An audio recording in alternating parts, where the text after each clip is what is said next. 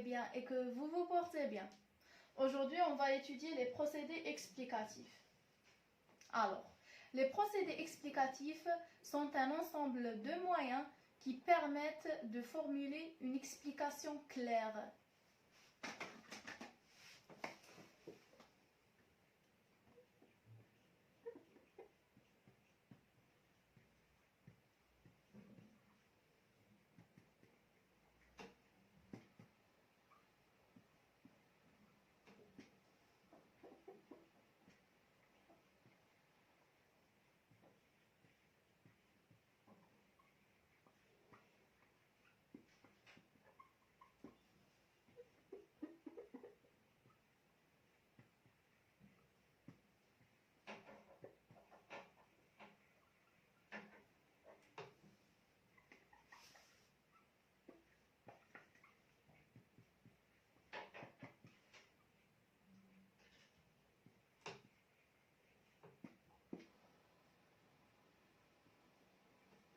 Donc, les procédés explicatifs sont un ensemble de moyens qui permettent de formuler une explication claire.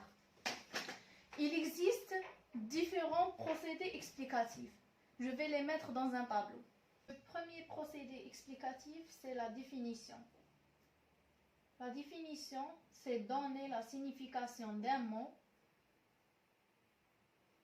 donc donner le sens d'un mot.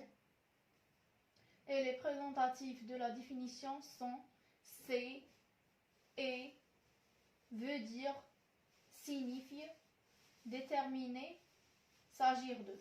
Donc la définition est introduite par c'est, est, veut dire, signifie, déterminer, s'agir de, etc. Le deuxième procédé explicatif, c'est l'étymologie. Ça veut dire donner l'origine d'un mot. Puis on a l'illustration, c'est-à-dire illustrer, montrer, donner des preuves, donner des exemples. Les exemples sont introduits par comme, tel ou bien tel que, etc. Dans l'illustration, il y a l'usage des chiffres, des schémas et des tableaux. La fonction. La fonction, c'est le rôle joué par un élément. Donc, c'est l'usage d'un élément. La fonction est introduite par servir à, être utilisé pour, ou bien être utilisé à, permettre de, etc.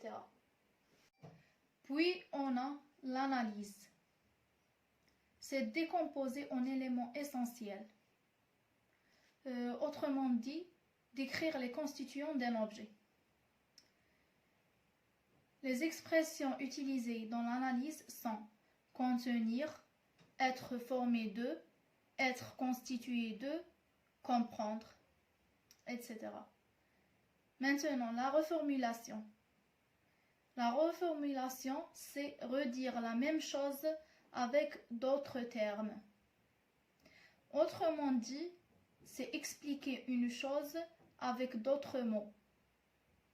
La reformulation est introduite par ou, autrement dit, c'est-à-dire, ou alors, ou bien, les parenthèses, les deux points, etc. L'énumération, c'est énoncer successivement, citer ou faire une liste d'objets ou d'idées. Elle est introduite par les tirets ou bien les virgules. La dénomination, c'est nommer un objet ou quelque chose. Elle est introduite par s'appelle, se nomme, se dit, est connu sous le nom de, est appelé, etc. Enfin, on a la comparaison. C'est établir les ressemblances et les différences entre deux éléments. Elle est introduite par rapprocher, évaluer, confronter, comme, ressembler, semblable, comparable à, tel ou bien tel que, plus que, etc. Sinon, c'est tout pour aujourd'hui. N'oubliez pas de vous abonner et activer la cloche pour recevoir des notifications